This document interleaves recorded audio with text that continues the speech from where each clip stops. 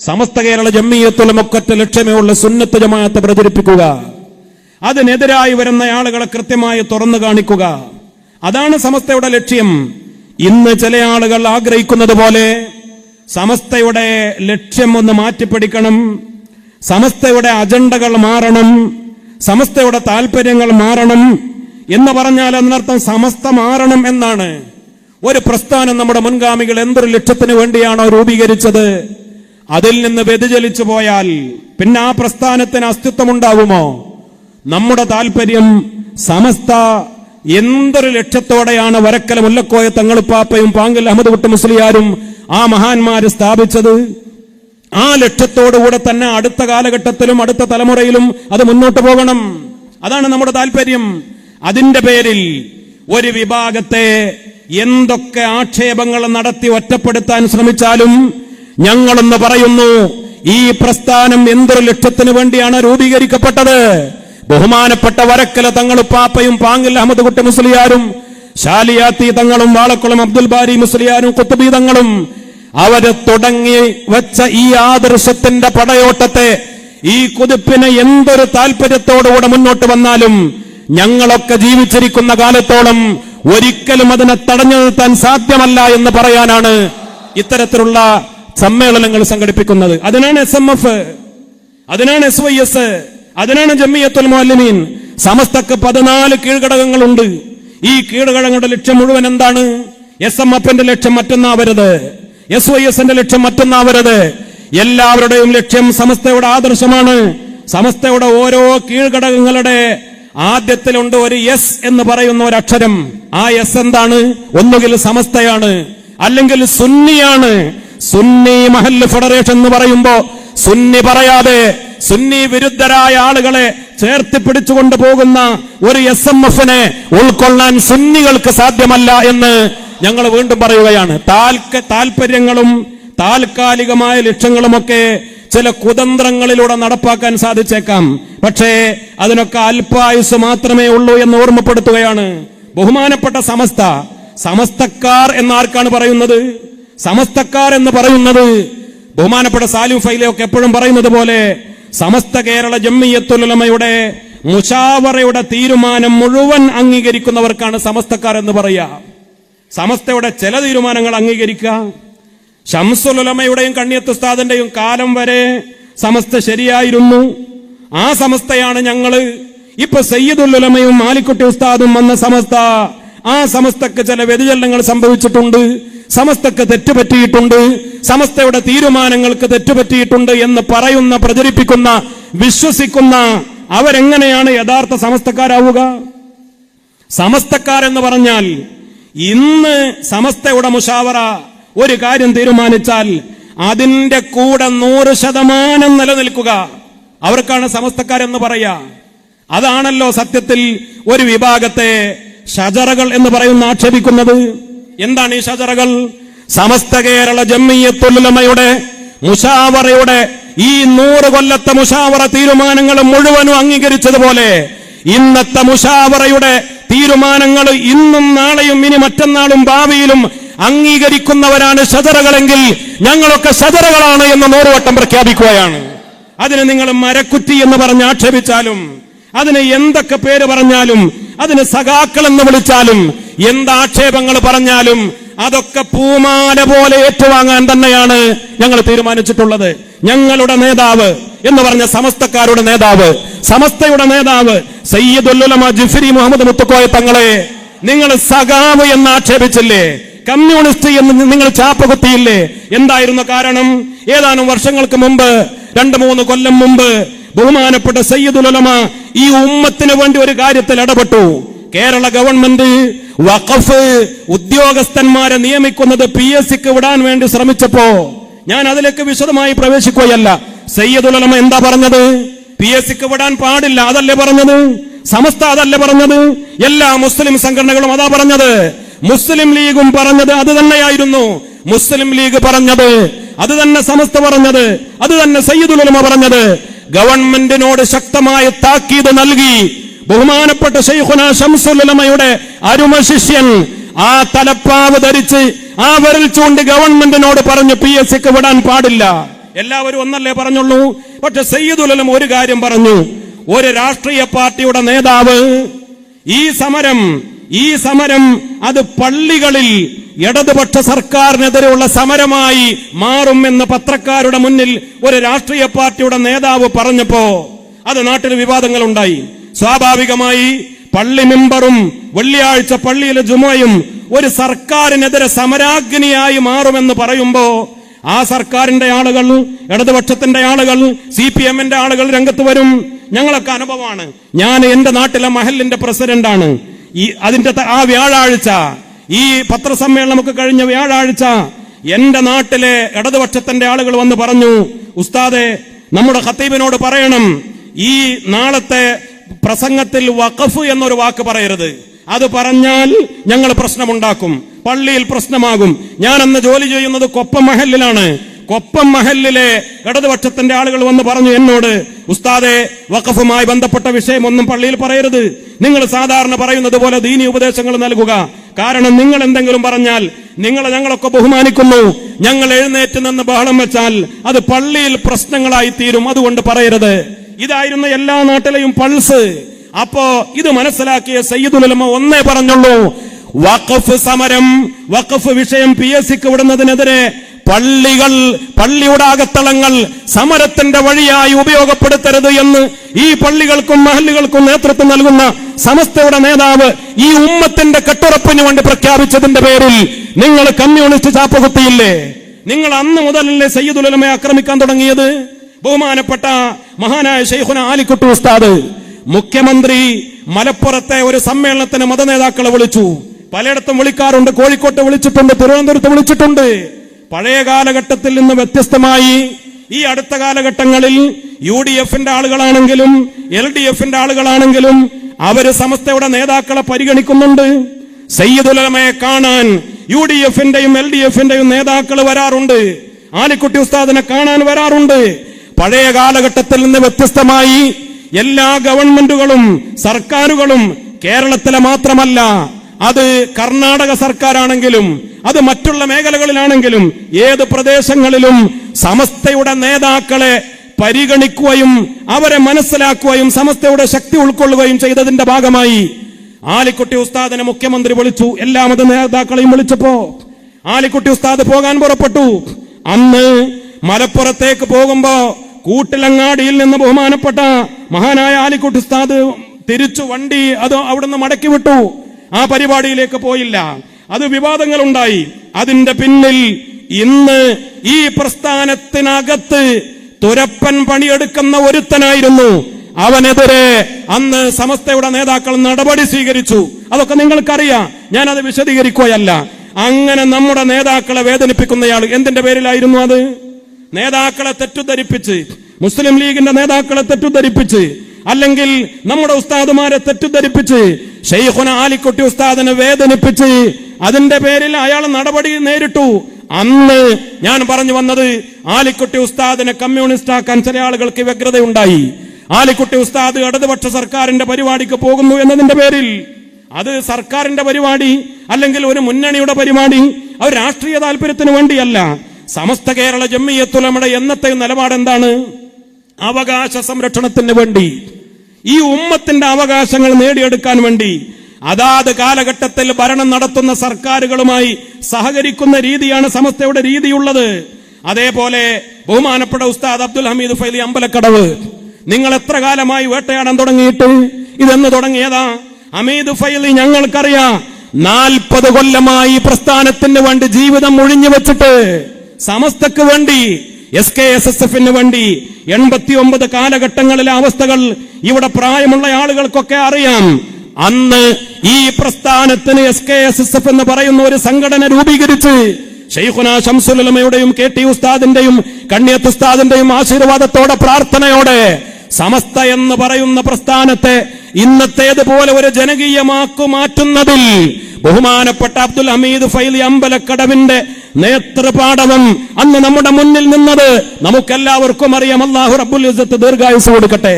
പക്ഷെ ഒരു കാര്യമുണ്ട്, ശരീഅത്തിനെതിരായി, സുന്നത്ത് ജമാഅത്തിനെതിരായി, ദീനിനെതിരായി, സമസ്തക്കെതിരായി ആര് വന്നാലും അത് ഒറ്റക്കാണെങ്കിലും അതിന്റെ മുന്നിൽ നെഞ്ചു വിരിച്ച് പോരാടാൻ ഞങ്ങളുടെ നേതാവ് അബ്ദുൽ ഹമീദ് ഫൈലി അമ്പലക്കടവ് ഉണ്ടായിരുന്നു. നമുക്കറിയാം, നമ്മുടെ ഈ പ്രദേശങ്ങളിലൊക്കെ വിവാഹപ്രായവുമായി ബന്ധപ്പെട്ട വിവാദമുണ്ടായി, പെൺകുട്ടികളുടെ ഹിജാബുമായി ബന്ധപ്പെട്ട വിവാദമുണ്ടായി, ചേലാകർമ്മ വിഷയത്തിലെ ചർച്ചകളുണ്ടായി, മുസ്ലിങ്ങൾ നിലവിളക്ക് കൊളുത്തുന്നതുമായി ബന്ധപ്പെട്ട വിഷയങ്ങളുണ്ടായി. സമ്മേളന വേദികളിൽ മുജാഹിദ് ജമാഅത്തെ ഇസ്ലാമി പോലെയുള്ള സംഘടനകൾ സമ്മേളന നഗരിൽ ജുമാ നടത്താറുണ്ട്. അതേപോലെ ചില മുസ്ലിം വിദ്യാർത്ഥി സംഘടനകളും സമ്മേളന വേദികൾ ജുമാ നടത്തുന്ന സാഹചര്യമുണ്ട്. അത് ഇസ്ലാമിക ശരീഅത്തിനെതിരാണ്.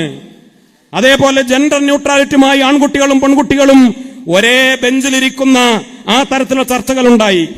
മുജാഹിദ് വേദികളിൽ പോയി, മുജാഹിദ് സമ്മേളനങ്ങൾ പോയി സുന്നികളെ വേദനിപ്പിക്കുന്ന, സമസ്തക്കാരെ വേദനിപ്പിക്കുന്ന പ്രസംഗങ്ങൾ ചില പൊതുപ്രവർത്തകർ ചെയ്യുന്ന രീതിയുണ്ടായി. ശരീഅത്ത് വിരുദ്ധമായി ലേഖനങ്ങൾ എഴുതി മാതൃഭൂമി പോലെയുള്ള പത്രങ്ങളിൽ. അതിന്റെ പേരിൽ അന്ന് അബ്ദുൽ ഹമീദ് ഫൈലി അമ്പലക്കടവ് ചില മുസ്ലിം യുവജന നേതാക്കളെ തിരുത്തി. അതിന്റെ പേരിൽ അന്ന് മുതൽ വേട്ടയാടാൻ തുടങ്ങി കമ്മ്യൂണിസ്റ്റ് എന്ന് പറഞ്ഞുകൊണ്ട്. ഞങ്ങളൊന്ന് പറയുന്നു, ബഹുമാനപ്പെട്ട ഹമീദ് ഫൈസി ചെയ്ത തെറ്റ് സമസ്തയുടെ ശബ്ദമായി എന്നതാണ്. അത് ബിദ്അത്തിനെതിരെ, വഹാബിസത്തിനെതിരെ, ജമാഅത്തെ ഇസ്ലാമിക്കെതിരെ, NDF-കാർക്കെതിരെ, കാന്തപുര വിഭാഗത്തിനെതിരെ, സമസ്തക്കെതിരായി വരുന്ന ഓരോ ശക്തികൾക്കെതിരെ, വ്യാജ ത്വരീഖത്തുകൾക്കെതിരെ സമസ്തയുടെ ശബ്ദമായി മാറി എന്നതല്ലാതെ ഹമീദ് ഫൈലി ഉസ്താദ് ചെയ്ത തെറ്റെന്താ നിങ്ങൾ പറയണം. ഇതിന് കൃത്യമായ മറുപടി പറയണം. ഹമീദ് ഫൈലി, നമുക്കറിയാം, വഹാബിസം ഇന്നും വിസ്ഡം ഗ്രൂപ്പിന്റെ നേതാക്കൾ അവരുടെ ആദർശ സമ്മേളനങ്ങൾ മുഴുവൻ വിളിച്ചു പറയുന്ന ഒരു കാര്യമുണ്ട്. മുജാഹിദ് വിഭാഗം ഇന്ന് 3 ഗ്രൂപ്പായി തമ്മിലടിക്കുന്നതിന്റെ കാരണം ജിന്ന് വിഭാഗം, അതേപോലെ മർക്കസുദ്ദഅവ വിഭാഗം, KNM ഔദ്യോഗിക വിഭാഗം, അവർക്കെതിരെ അവരോട് ചില ചോദ്യങ്ങൾ സത്യധാര എന്ന നമ്മുടെ പത്രത്തിലൂടെ ചോദിച്ചു. സത്യധാര എന്ന പത്രത്തിലൂടെ ഹമീദ് ഫൈലി ഉസ്താദ് മുജാഹിദ് തൗഹീദിൽ അവർ കലക്ക് വെള്ളം ചേർത്തപ്പോ ചില ചോദ്യങ്ങൾ ഉന്നയിച്ചു. അതിന് അൽ ഇസ്ലാഹ് മാസികയിലൂടെ അബ്ദുൽ ജബ്ബാർ മൗലവിദിനും മറുപടി എഴുതി. അന്ന് മുതലാണ് ഇവർ ഛിന്ന ഭിന്നമായി, ഗ്രൂപ്പിസമായി അവർ തമ്മിലടിച്ചുകൊണ്ടിരിക്കുന്നത്. അന്ന് ഹമീദ് ഫൈലി ഉസ്താദ് ആദർശത്തിന്റെ കുന്തമുനയുടെ ഒരു ചോദ്യം അവരിലേക്ക് ഇട്ടുകൊടുത്തപ്പോ, ആ ഒരു അമ്പെയ്ത്ത് നടത്തിയപ്പോ ആ അമ്പേറ്റ മുറിവുണക്കാൻ വഹാബി പ്രസ്ഥാനത്തിന് ഇന്നേ വരെ സാധിച്ചിട്ടില്ല. അതിന്റെ പേരിൽ അവരിപ്പോഴും കടിപിടി കൂടിക്കൊണ്ടിരിക്കുകയാണ് ജമാഅത്തെ ഇസ്ലാമിയെ. അതോടൊപ്പം തന്നെ NDF-കാരെ. എന്താ NDF-നോട് വളർച്ചല്ലാതെ പോയത്? NDF-നെ കുറിച്ച് ആരും മനസ്സിലാക്കുന്നതിന് മുമ്പ് ഹമീദ് ഫൈലി മനസ്സിലാക്കി. SKSSF-ന്റെ യോഗത്തിൽ അവതരിപ്പിച്ചു. രഹസ്യവിങ്ങായി പ്രവർത്തിക്കുന്ന കാലഘട്ടത്തിൽ ഒരു തീവ്രവാദത്തിലേക്ക് പോകുന്ന മുസ്ലിം യുവജനതയെ നമ്മുടെ പാരമ്പര്യത്തിലും പൈതൃകത്തിലും മാനവികതയിലും അടിയുറപ്പിച്ചു നിർത്താൻ അന്ന് എത്ര ശക്തമായ പടാപ്പാടുപെട്ടിട്ടുണ്ട്.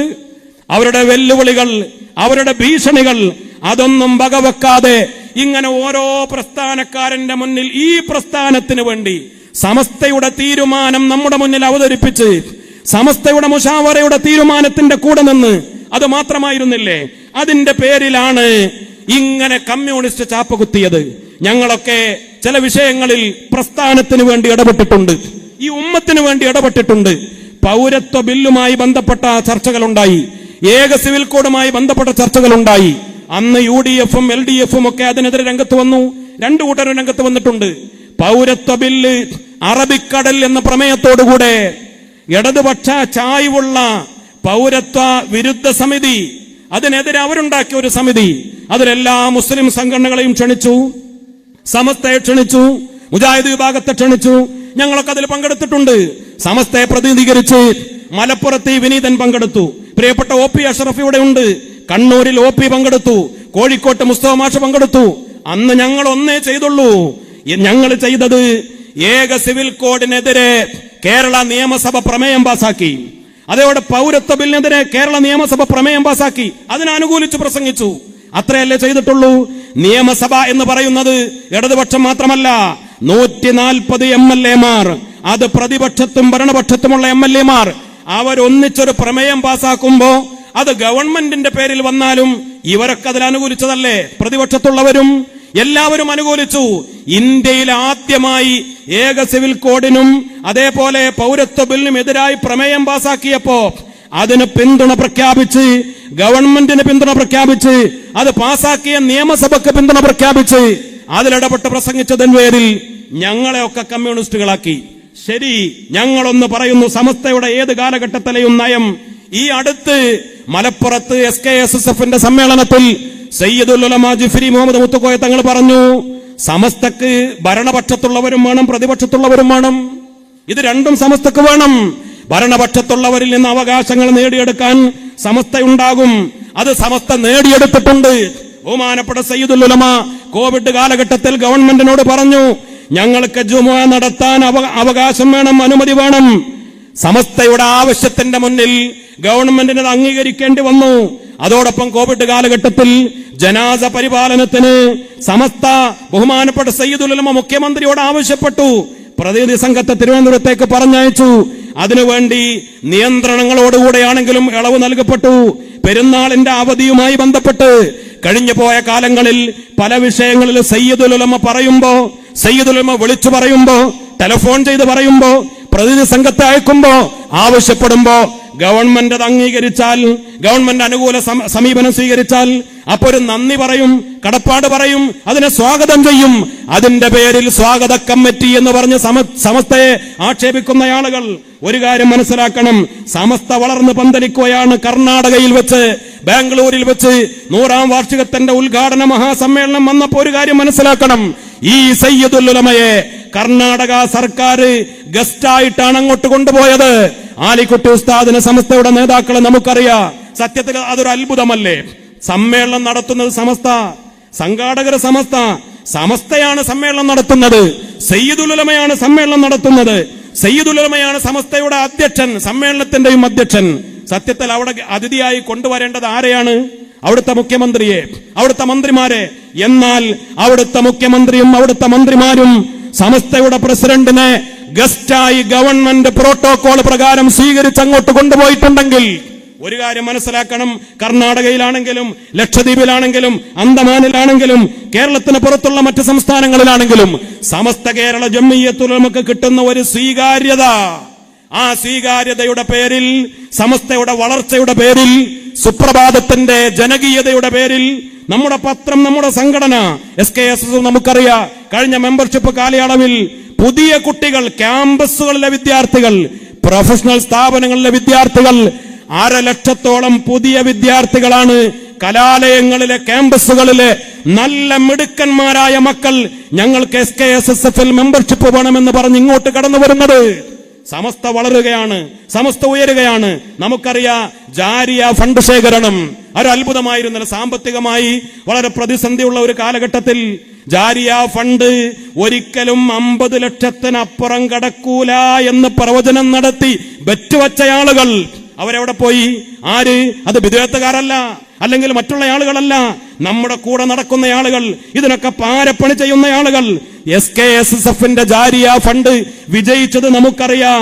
1/2 ലക്ഷം കടക്കൂല എന്ന് സ്വപ്നം കണ്ട ആളുകൾ, 50 ലക്ഷം കടക്കൂല, 1/2 കോടി കടക്കൂല എന്ന് ബെറ്റുവച്ച ആളുകൾ, അവരെയൊക്കെ ഇളിഭ്യരാക്കിക്കൊണ്ടാണ് 10 കോടിയിലേക്ക് ജാരിയ എന്ന് പറയുന്ന ആ സംവിധാനം, അത് 10 രൂപ ഗൂഗിൾ പേയിലൂടെ അയച്ചു കൊടുത്ത് 50 രൂപ സാധാരണക്കാരായ വിദ്യാർത്ഥികളും നാട്ടുകാരും പാവപ്പെട്ട ജനങ്ങളും ലക്ഷക്കണക്കിന് ആളുകൾ അതിൽ പങ്കാളികളായി. കേവലം ഒരു ഫണ്ട് ശേഖരണമല്ല, സമസ്തയുടെ SKSSFന്റെ ജനകീയത ബോധ്യപ്പെടുത്തുന്ന തരത്തിലാണ് അത് നമുക്ക് ബോധ്യപ്പെട്ടത്. ഇതിൽ ചില ആളുകൾക്ക് കണ്ണിൽ കടിയാണ്, ഇതിൽ ചില ആളുകൾക്ക് അസൂയയാണ്. വളർന്നു വരുന്ന തലമുറ SKSSFലേക്ക് വരരുത്, വളർന്നു വരുന്ന തലമുറ സമസ്തക്കാരായി മാറരുത് എന്ന് സ്വപ്നം കാണുന്ന ആളുകളാണ് ഈ അഭിപ്രായ വ്യത്യാസങ്ങളൊക്കെ ഉണ്ടാക്കിക്കൊണ്ടിരിക്കുന്നത്. ഞാനൊന്ന് പറയുന്നു, ബഹുമാനപ്പെട്ട സമസ്ത കേരള ജംഇയ്യത്തുൽ ഉലമ എല്ലാ അർത്ഥത്തിലും അതിന്റെ മുന്നേറ്റം തുറന്നുകൊണ്ടിരിക്കുമ്പോ സമസ്ത കേരള ജംഇയ്യത്തുൽ ഉലമയിൽ ഈ അസ്ഥിരതയുണ്ടാക്കാൻ ശ്രമിച്ചുകൊണ്ടിരിക്കുന്ന ആളുകൾ, ഈ തരത്തിലുള്ള കുതന്ത്രങ്ങൾ ഉണ്ടാക്കാൻ ശ്രമിച്ചുകൊണ്ടിരിക്കുന്ന ആളുകൾ ആരാണ് ഇവർക്ക് പിന്നിൽ? ഇവർക്ക് പിന്നിൽ നമ്മൾ കൃത്യമായി പഠനം നടത്തുമ്പോ നമ്മളൊരു കാര്യം മനസ്സിലാക്കണം. CIC വിവാദം ഒരുപാട് വർഷങ്ങളായി കത്തിപ്പടർന്ന് അതങ്ങനെ വിവാദം അവസാനിക്കാതെ മുന്നോട്ട് പോവുകയാണ്. എന്താണ് CIC-യുടെ ചില ആളുകൾ സോഷ്യൽ മീഡിയയിലൂടെ, വാട്സപ്പിലൂടെ, ഫേസ്ബുക്കിലൂടെ വ്യാജ ഐഡികളൊക്കെ ഉണ്ടാക്കി ചെയ്ത പണി എന്താ? അവരവസാനം ഒരു ക്യാമ്പയിൻ നടത്തി. എന്താ ക്യാമ്പയിൻ നടത്തിയത്? സമസ്തയിലുള്ള ചില ചുവപ്പൻ മൗലാനമാരാണ് ഈ പ്രശ്നങ്ങൾക്ക് പിന്നിൽ. സമസ്തയുടെ അകത്തുള്ള ചുവപ്പൻ പാർട്ടികളിൽ നിന്ന് അച്ചാരം വാങ്ങിയവരാണ് ഈ പ്രശ്നക്കാരെന്ന് പറഞ്ഞ് മുസ്ലിം ലീഗിന്റെ നേതാക്കളെ, അതേപോലെ പൗരപ്രമുഖരെ അവരൊക്കെ ഉൾപ്പെടുത്തി വാട്സപ്പ് ഗ്രൂപ്പുകൾ ഉണ്ടാക്കി കള്ളപ്രചരണങ്ങൾ നടത്തി. ഇത് മുസ്ലിം ലീഗും സമസ്തയും തമ്മിലുള്ള പ്രശ്നമാണ് എന്ന് പറഞ്ഞുകൊണ്ട് അതങ്ങനെ പർവ്വതീകരിച്ച് കൊണ്ടുപോയി. കാര്യത്തിന്റെ കിടപ്പ് മനസ്സിലാക്കാൻ ഒരിക്കലും അവരാരും തയ്യാറായില്ല. അവർ പഠിക്കാൻ തയ്യാറായില്ല. ഇനി എന്താ പ്രശ്നത്തിന് പരിഹാരം? പല ആളുകളും നിഷ്കളങ്കമായി ചോദിക്കുന്ന ഒരു ചോദ്യമുണ്ട്. ഇത് വല്ലാത്ത അവസ്ഥയിലേക്ക് എത്തിപ്പോയി. മഹല്ലുകളിൽ പ്രശ്നം, സംഘടനാ രംഗത്ത് പ്രശ്നം, എവിടെയും പ്രശ്നങ്ങൾ. ഇത് പരിഹരിക്കാൻ എന്തേ വഴി? പരിഹരിക്കാൻ ഒരേ ഒരു വഴിയേ ഉള്ളൂ. സമസ്തക്ക് 100 കൊല്ലത്തെ ചരിത്രമുണ്ട്. കഴിഞ്ഞു പോയ ചരിത്ര കാലഘട്ടങ്ങളിൽ സമസ്തയുടെ കൂടെ സമസ്തക്കാരും സമസ്തയോട് സഹകരിക്കുന്നവരും നിന്നതുപോലെ അത് നിൽക്കാൻ തയ്യാറായാൽ ഈ പ്രശ്നങ്ങളൊക്കെ പരിഹരിക്കപ്പെടും. തബ്ലീഗ് ജമാഅത്തിനെതിരെ തീരുമാനമുണ്ടായി. സമസ്തക്കാര് മുഴുവനും സമസ്തയുടെ കൂടെ നിന്ന് ഒറ്റപ്പെട്ട ആളുകൾ പുറത്തുപോയി. സമസ്തയെ അനുകൂലിക്കുന്ന ആളുകൾ സമസ്തയുടെ കൂടെ നിന്നു. MES-നെതിരെ തീരുമാനമുണ്ടായി. MES ഒരു വിദ്യാഭ്യാസ സംവിധാനമാണ്. അന്ന് മുസ്ലിം ലീഗ് പോലും മാന്യമായ നിലപാടല്ല സ്വീകരിച്ചത്.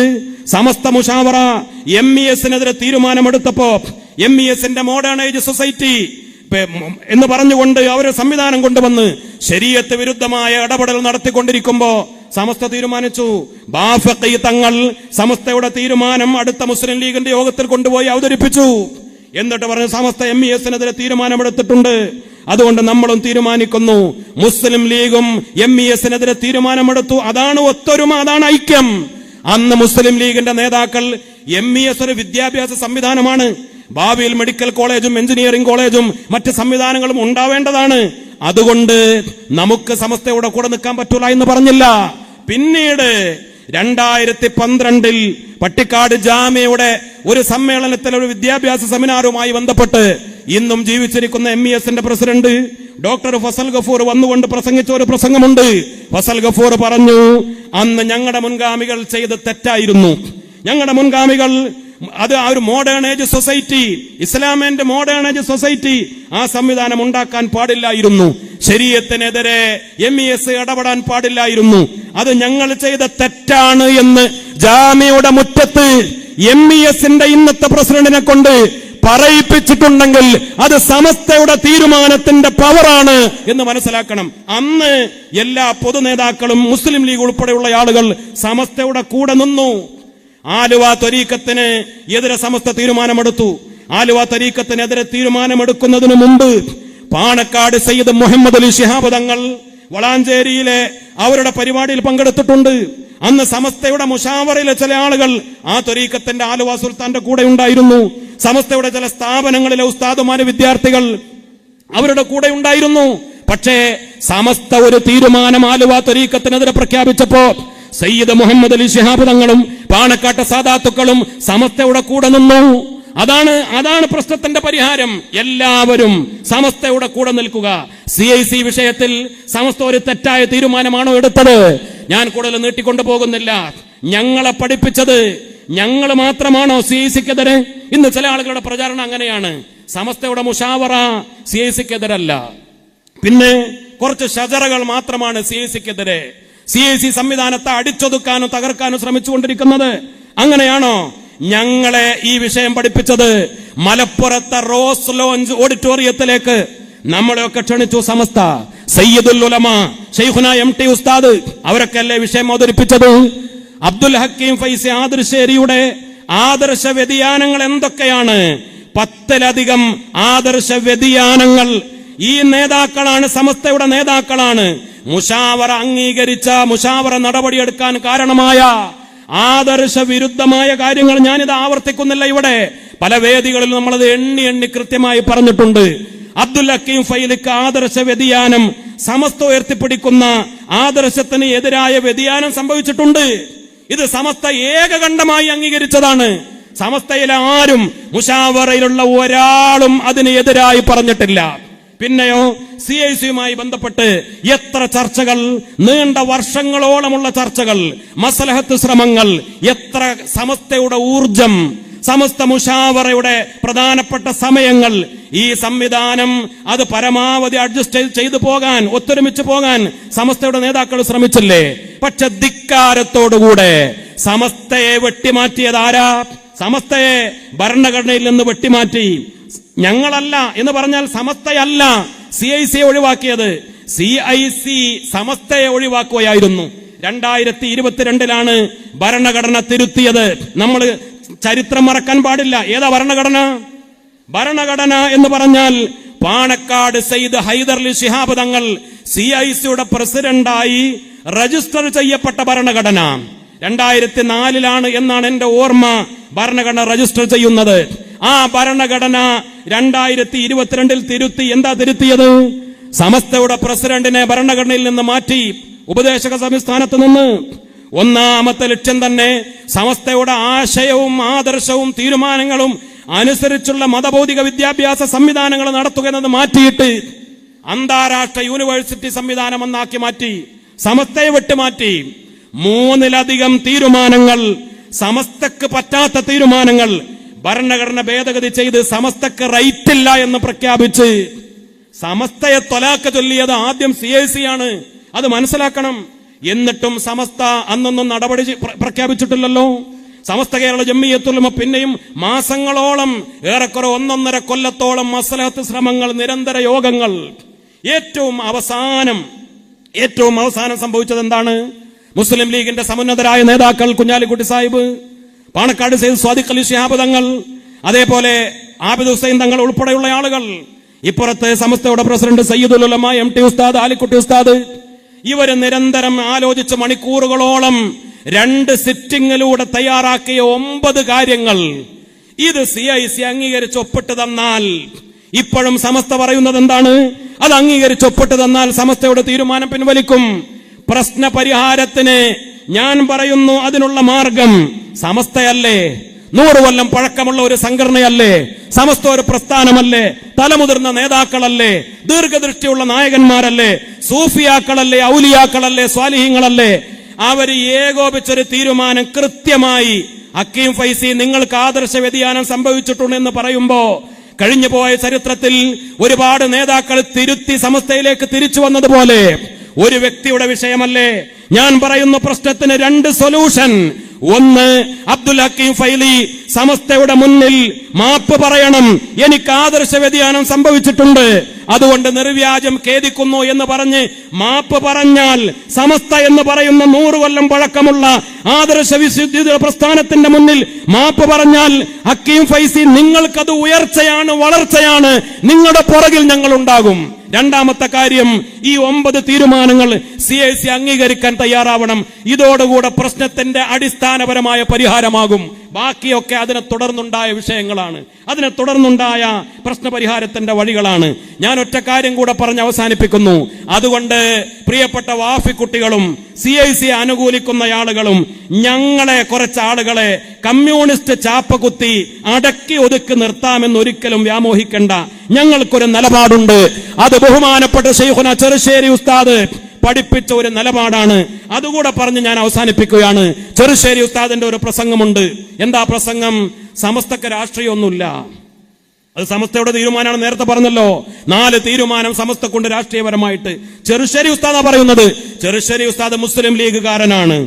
ചെറുശ്ശേരി ഉസ്താദ് മരിക്കുന്നത് വരെ മുസ്ലിം ലീഗിന് വേണ്ടി പ്രവർത്തിച്ച, അല്ലെങ്കിൽ മുസ്ലിം ലീഗിന് വേണ്ടി നിലക്കൊണ്ട, മുസ്ലിം ലീഗിന് വോട്ട് ചെയ്ത, ഞാൻ മുസ്ലിം ലീഗാണ് എന്ന അഭിമാനത്തോടെ പറഞ്ഞിരുന്ന നേതാവാണ് സൈനുൽ ഉലമ ശൈഖുന ചെറുശ്ശേരി ഉസ്താദ്. പക്ഷെ ഉസ്താദ് പറഞ്ഞു, സമസ്തക്ക് ലീഗൊന്നുമില്ല. അതും പറഞ്ഞുതരാം, ഉസ്താദിന്റെ ശൈലിയാണ്. സമസ്തന്റെ സ്ഥാപനങ്ങളിൽ ലീഗേര് നടത്തുന്നുണ്ട്, കോൺഗ്രസ്സുകാര് നടത്തുന്നുണ്ട്, പിന്നെ ദീനുള്ള ജാതി കമ്മ്യൂണിസ്റ്റ് അനുഭാവികള് ഓലും നടത്തുന്നുണ്ട്, ധാരാളം മദ്രസകൾ നടത്തുന്നുണ്ട്. വോട്ട് ചെയ്യുകയാണെങ്കിൽ കമ്മ്യൂണിസ്റ്റിനെ അവർ വോട്ട് ചെയ്യൂ. ഓൽക്ക് അള്ളി റസൂലൊക്കെ ഉണ്ട്, ഓലൊക്കെ നടത്തുന്നുണ്ട് സമസ്തന്റെ സ്ഥാപനങ്ങൾ. എന്നിട്ട് ശൈഖുന അവസാനിപ്പിക്കുന്നു, വ്യക്തികൾക്ക് രാഷ്ട്രീയമാകാം, സമസ്തക്ക് രാഷ്ട്രീയമില്ല. അതല്ലേ നമ്മുടെ നയം? സമസ്തക്കാര് ഇപ്പൊ ലക്ഷദ്വീപിൽ പോയാൽ അവിടെയൊക്കെ കോൺഗ്രസ്സുകാരാ, അല്ലെങ്കിൽ മറ്റുള്ള പ്രദേശങ്ങളിൽ പോയാൽ അവിടെ മുസ്ലിം ലീഗില്ല, ലക്ഷദ്വീപിൽ മുസ്ലിം ലീഗില്ല, അവിടെയൊക്കെ കോൺഗ്രസ് ആണ് മിക്കവാറും സമസ്തക്കാര്. അതേപോലെ മറ്റുള്ള പല സ്റ്റേറ്റുകളിലും മറ്റു പലതും അന്തമാനിൽ പോയാൽ അവിടെ വേറെ അവരെ ചില പാർട്ടികളാണ്. കേരളത്തിൽ നമ്മുടെ മദ്രസകൾക്കും പള്ളികൾക്കും നേതൃത്വം നൽകുന്ന ആളുകൾ അത് ഇടതുപക്ഷത്തെ പല പാർട്ടികളിലെ ആളുകൾ ഉണ്ടാകും, വലതുപക്ഷത്തെ പാർട്ടികളിലെ ആളുകൾ ഉണ്ടാകും. വലതുപക്ഷത്തുണ്ടല്ലോ കമ്മ്യൂണിസ്റ്റ് പാർട്ടികളായ ആളുകൾ, വലതുപക്ഷത്ത് കമ്മ്യൂണിസ്റ്റ് മാർക്സിസ്റ്റ് പാർട്ടി CMP ഉണ്ട്, RMP ഉണ്ട്, റവല്യൂഷണറി മാർക്സിസ്റ്റ് പാർട്ടി, അതിലെ എമ്മും മാർക്സിസ്റ്റാ. റവല്യൂഷണറി സോഷ്യലിസ്റ്റ് പാർട്ടി ഉണ്ട്, RSP ഉണ്ട്. UDF-ലും ഉണ്ടല്ലോ മാർക്സിസ്റ്റ് ചിന്താഗതിക്കാര്, കമ്മ്യൂണിസ്റ്റ് ചിന്താഗതിക്കാര്. ഒരു പക്ഷത്ത് മാത്രമല്ല, ഇപ്പൊ CPI-യെ UDF-ലേക്ക് കൊണ്ടുവരണമെന്ന് പറഞ്ഞ് കുറെ ആളുകൾ പരിശ്രമിച്ചു എന്നൊക്കെ നമ്മൾ വാർത്താ ചാനൽ കണ്ടു. ഇനി അങ്ങനെ ഭാവിയിൽ സംഭവിച്ചാൽ, നേരത്തെ അങ്ങനെ മുസ്ലിം ലീഗും അതേപോലെ CPM-ഉം തമ്മിൽ ഒരുമിച്ച് നമ്മുടെ കേരളത്തിൽ ഭരണം വരെ നടത്തിയിട്ടുണ്ടല്ലോ. അതൊക്കെ രാഷ്ട്രീയമാണ്. UDF-ലും LDF-ലും കമ്മ്യൂണിസ്റ്റ് പാർട്ടിക്കാരായ ആളുകൾ ഉണ്ടാകും. പക്ഷെ ഒരു കാര്യം മനസ്സിലാക്കണം, ഞാന് സമസ്തയുടെ തീരുമാനങ്ങളൊക്കെ പഠിച്ചപ്പോ, നേരത്തെ പറഞ്ഞ 85ാം വാർഷിക സുവനീറിൽ ഒരൊറ്റ തീരുമാനം പോലും കമ്മ്യൂണിസത്തിനെതിരെയുള്ള തീരുമാനം ഞാൻ നോക്കിയിട്ട് കണ്ടിട്ടില്ല. നിങ്ങൾ ആരെങ്കിലും കണ്ടാൽ അത് പറഞ്ഞാൽ നമ്മൾ തിരുത്താൻ തയ്യാറാണ്. 1945 മുതൽ 2011 വരെ മുഷാവറയിലെ ഒരു യോഗത്തിലും കമ്മ്യൂണിസ്റ്റ് പാർട്ടികൾക്കെതിരെ ഒരു തീരുമാനം സമസ്ത എടുത്തത് അവൾ കാണുന്നില്ല. സമസ്തയുടെ ലക്ഷ്യം അതല്ല. കമ്മ്യൂണിസത്തിൽ കുഫ്രിയത്തുണ്ട്, ഇല്ല എന്ന് പറയല്ല. കമ്മ്യൂണിസത്തിന് ദൈവനിഷേധമുണ്ട്, മതനിഷേധമുണ്ട്. നമ്മളൊക്കെ സമസ്തയുടെ വേദികളിൽ നിന്നാണ് കമ്മ്യൂണിസം എന്തായെന്ന് പഠിച്ചത്. SKSSF-ന്റെ വേദികളിലാണ്, ക്യാമ്പുകളിലാണ് കമ്മ്യൂണിസത്തിന്റെ അപകടം പഠിച്ചത്.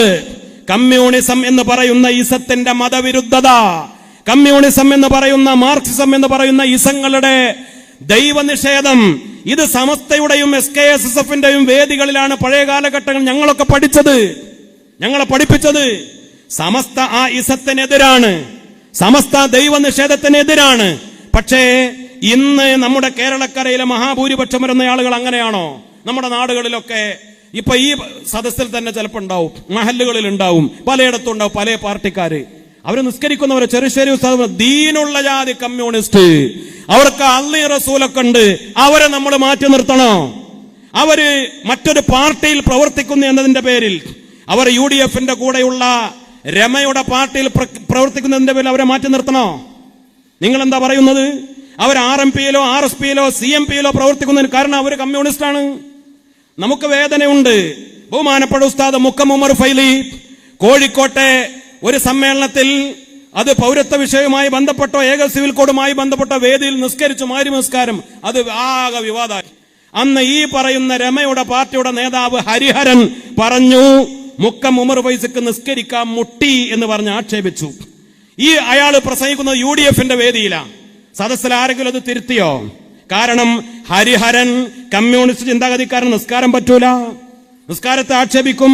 മുക്കം ഉമർ ഫൈസിയോടുള്ള വിരോധത്തിന്റെ പേരിൽ നിസ്കരിക്കാൻ മുട്ടി എന്ന് പറഞ്ഞ് നിസ്കാരത്തെ ആക്ഷേപിച്ചു. ഞങ്ങൾക്കതിൽ വേദനയുണ്ട്. ഇത് ഇടതുപക്ഷം വലതുപക്ഷം UDF LDF വ്യത്യാസമല്ല. കമ്മ്യൂണിസം തലക്ക് കയറിയ ആളുകൾക്കൊക്കെ നിസ്കാരത്തോടും ദൈവത്തോടും മതങ്ങളോടൊക്കെ നിഷേധവും വിരോധവും ഉണ്ടാവും. അത് സമസ്തക്കാർക്ക് എന്നുണ്ട്, ഞങ്ങൾക്കുണ്ട്. അതുകൊണ്ട് തന്നെ ഈ ഒരു ശക്തമായ നിലപാട് കൊണ്ടാണ് നമ്മുടെ മഹല്ലുകളിൽ കമ്മ്യൂണിസ്റ്റ് പാർട്ടികൾക്ക് കമ്മ്യൂണിസം നടപ്പാക്കാൻ സാധിക്കാതെ പോയത്. അത് മനസ്സിലാക്കണം. ഇപ്പൊ പ്രിയപ്പെട്ട സത്താർ പന്തല്ലൂർ, നമുക്കറിയാം, ഏറ്റവും പുതിയ വിഷയങ്ങളിൽ വിദ്യാഭ്യാസ മന്ത്രി, മറ്റു പല മന്ത്രിമാര് നമ്മുടെ ശരീഅത്തിനെതിരെ സ്കൂൾ സമയമാറ്റവുമായി ബന്ധപ്പെട്ട് മറ്റു പല വിഷയങ്ങളിൽ നിലപാട് സ്വീകരിച്ചപ്പോ സത്താർ ഉൾപ്പെടെയുള്ള നമ്മുടെ നേതാക്കളൊക്കെ ശക്തമായി അതിനെതിര് പറഞ്ഞിട്ടുണ്ട്. അതാണ് സമസ്തക്കാരുടെ നിലപാട്. അത് ഇടതുപക്ഷം വലതുപക്ഷം എന്ന് നോക്കിയിട്ടല്ല. അതുകൊണ്ട് ഞങ്ങൾ പറയുന്നു, ഇത് അതിന്റെ പേരിൽ ഒരു ഭാഗത്തിന്റെ മുദ്ര കുത്തി ഞങ്ങൾ ആക്ഷേപിക്കാമെന്നാരും മനസ്സിലാക്കേണ്ടതില്ല. ബഹുമാനപ്പെട്ട സമസ്തക്ക് വേണ്ടി, സമസ്തയുടെ നിലപാടുമായി ഇത് ഇങ്ങനെ തന്നെ മുന്നോട്ട് പോകും. ഞാൻ ഒറ്റ കാര്യം പറഞ്ഞ് അവസാനിപ്പിക്കുന്നു. നിങ്ങൾ കണ്ടോ, ഇത് പോസ്റ്റർ ഒട്ടിച്ച് കൂടിയ ആളുകളല്ല, ഇത് ആഴ്ചകളോളം ഇത് പ്രചരണം നടത്തി കൂടിയ ആളുകളല്ല. എനിക്ക് തോന്നുന്നത് മിനിഞ്ഞാന്നാണ് ഔദ്യോഗികമായി ഇന്നത്തെ ഈ യോഗം തീരുമാനിക്കപ്പെടുന്നത്. ഈ ഓഡിറ്റോറിയം നിറഞ്ഞു കവിഞ്ഞ് ഈ മഴക്കാലത്ത് ആളുകൾ കൂടിയത് ഒറ്റ ലക്ഷ്യത്തിന് വേണ്ടിയാണ്, സമസ്തക്ക് വേണ്ടി, സമസ്തയുടെ ആദർശത്തിന് വേണ്ടി, സയ്യിദുൽ ഉലമയുടെ കൂടെ, ശൈഖുൽ ജാമിയുടെ കൂടെ, സമസ്തയുടെ മുശാവറയുടെ കൂടെ ഇൻഷാ അല്ലാഹ് സയ്യിദുൽ ഉലമ പ്രഖ്യാപിച്ചതുപോലെ സമസ്തക്കൊരു യുവനരയുണ്ട്. അബ്ദുൽ ഹമീദ് ഫൈലി അമ്പലക്കടവിന്റെ നേതൃത്വത്തിലുള്ള ഒരു യുവനര. ആ യുവനരയാണ് നിങ്ങൾ ഈ സദസ്സിൽ കാണുന്നത്. ഇവിടെ ഞങ്ങളുടെ കൂടെ ഉമറാക്കളുണ്ട്, മഹല്ല് ഭാരവാഹികളുണ്ട്, SMF-ന്റെ ഭാരവാഹികളുണ്ട്. ഞങ്ങളൊക്കെ ഒറ്റക്കെട്ടായി സമസ്തയുടെ ആദർശം, സമസ്തയുടെ വിശുദ്ധി ഒരു പോറലുമേൽക്കാതെ അത് മുന്നോട്ട് കൊണ്ടുപോകാൻ ഞങ്ങളുണ്ടാകും. ഈ പ്രസ്ഥാനത്തിനും പ്രസ്ഥാനത്തിന്റെ നായകന്മാർക്കും പ്രൊട്ടക്ഷൻ കൊടുത്തുകൊണ്ട് കാവലാളുകളായി ഞങ്ങൾ കൂടെ ഉണ്ടാകും. ആരെയും ഒറ്റപ്പെടുത്താനും ആർക്കെതിരെ പ്രമേയം പാസാക്കാനും ഞങ്ങളുടെ നേതാക്കളെ ഒറ്റപ്പെടുത്താനും ഞങ്ങൾ സമ്മതിക്കുകയില്ല എന്ന് പ്രഖ്യാപിച്ചുകൊണ്ട് ഞാൻ എന്റെ വാക്കുകൾ അവസാനിപ്പിക്കുന്നു. വാഖിറു ദഅ്വാനാ അൽഹംദുലില്ലാഹി റബ്ബിൽ ആലമീൻ. അസ്സലാമു അലൈക്കും വറഹ്മത്തുള്ളാഹി വബറകാതുഹു.